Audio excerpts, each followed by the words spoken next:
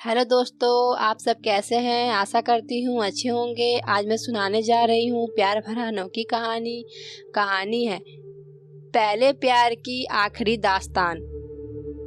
Heart touching sad love story.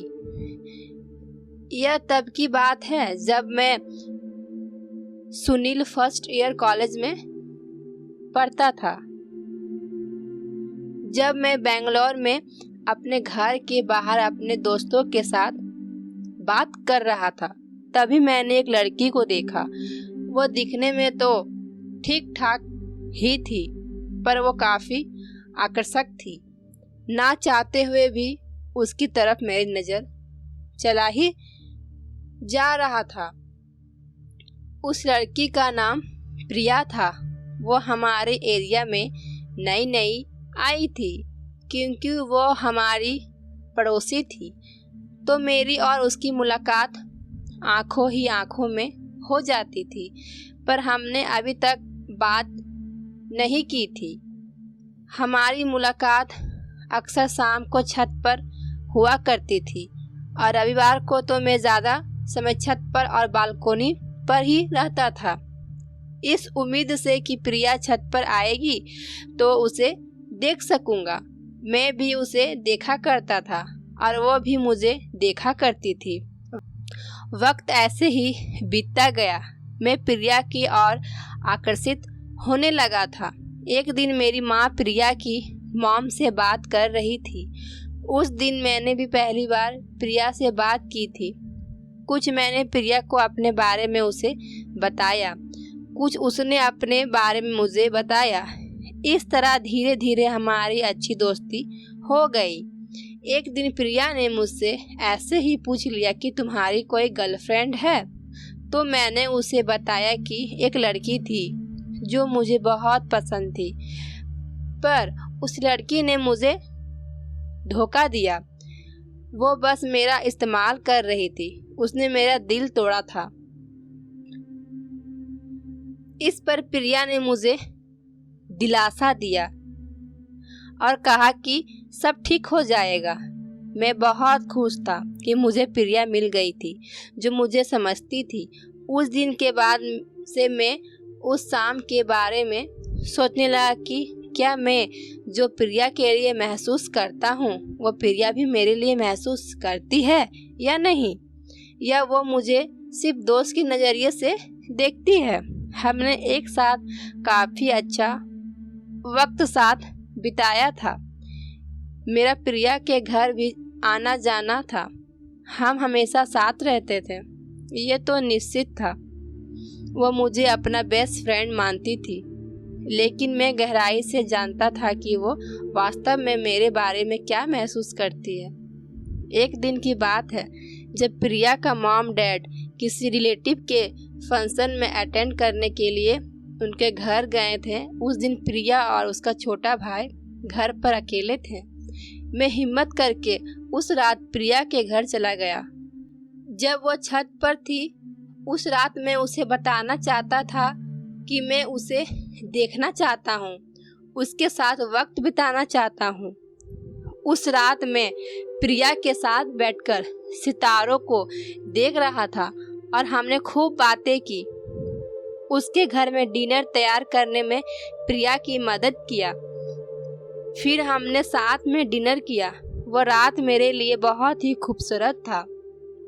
मैंने प्रिया की आंखों में देखकर और उसकी बात सुनी कि उसका सपना क्या है, यह जाना वह कैसे शादी करना और घर बसाना चाहती है। उस समय ऐसा लग रहा था कि मैं उसे अपने दिल की बात कह दूं, पर यह बहुत जल्दबाजी हो जाता, तो मैंने नहीं कहा।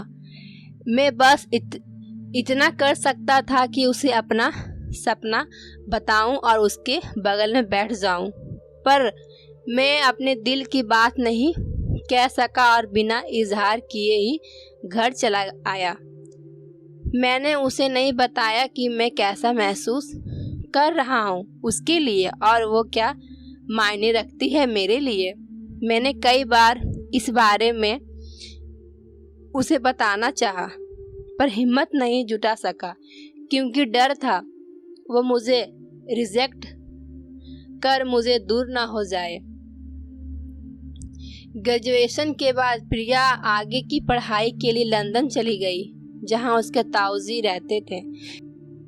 मैं उसके लिए खुश था, लेकिन साथ ही उसे जाते हुए देखकर मैं बहुत दुखी था।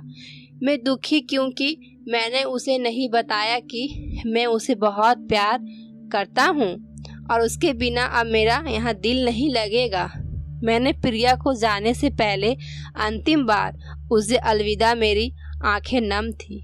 मैं अंदर ही अंदर रोया और प्रिया को अंतिम बार अलविदा कहा। ग्रेजुएशन के बाद मुझे अब और स्टडी करने का मन नहीं हुआ और मैं अपने पिताजी के बिजनेस में हाथ बटाने लगा।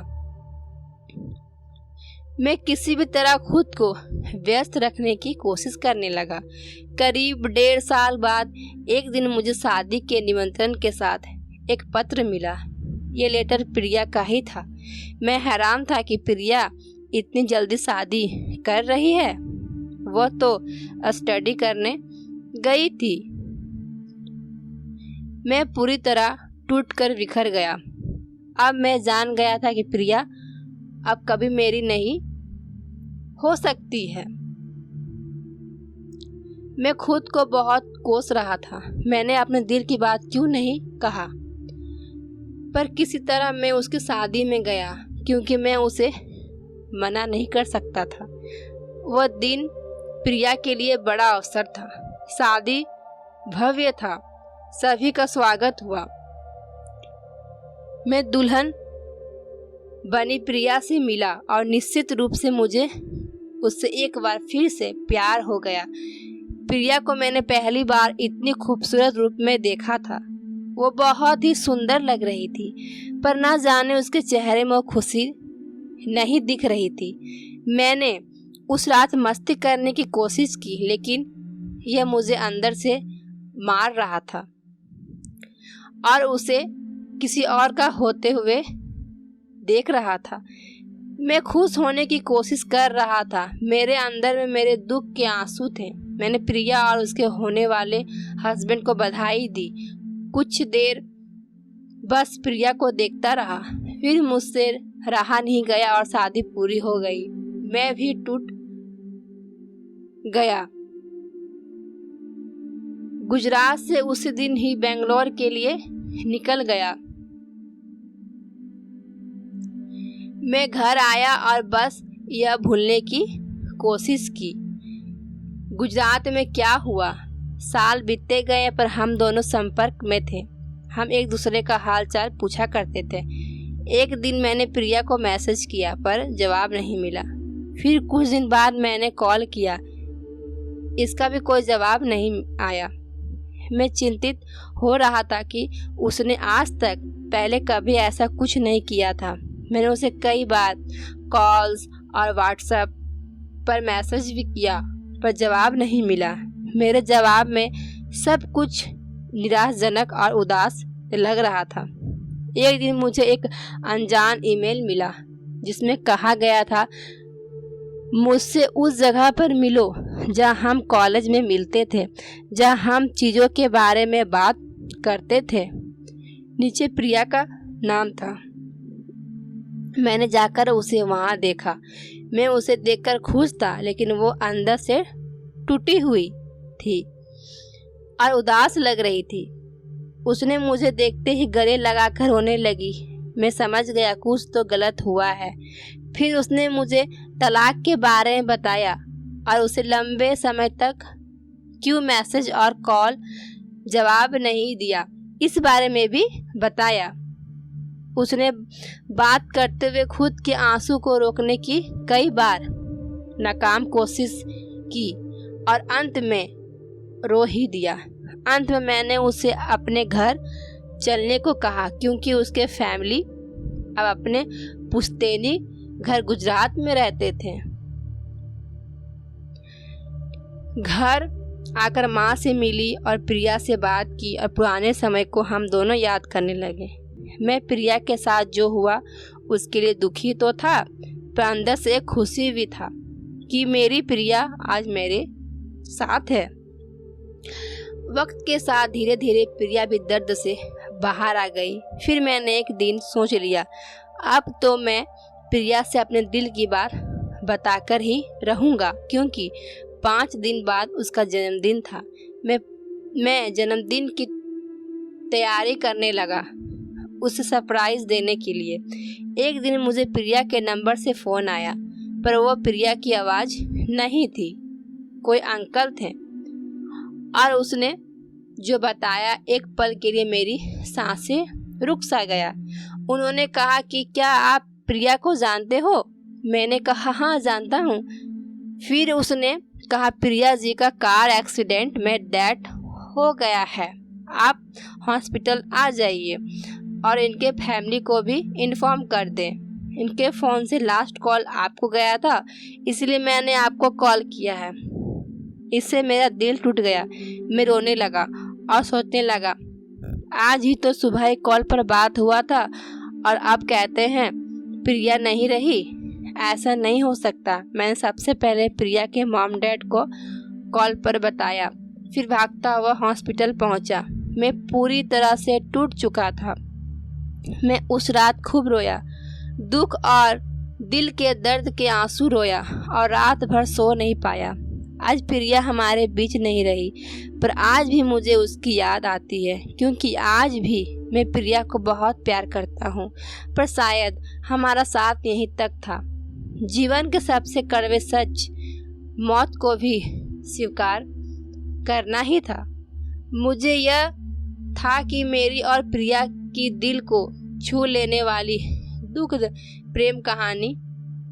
आशा करते हैं आपको यह पसंद आया होगा। आपको यह कैसा लगा नीचे कमेंट में ज़रूर बताएं। अगर ये कहानी आप लोगों को सुनकर अच्छे लगे तो प्लीज़ लाइक करें, शेयर करें, सब्सक्राइब करें। Thank you.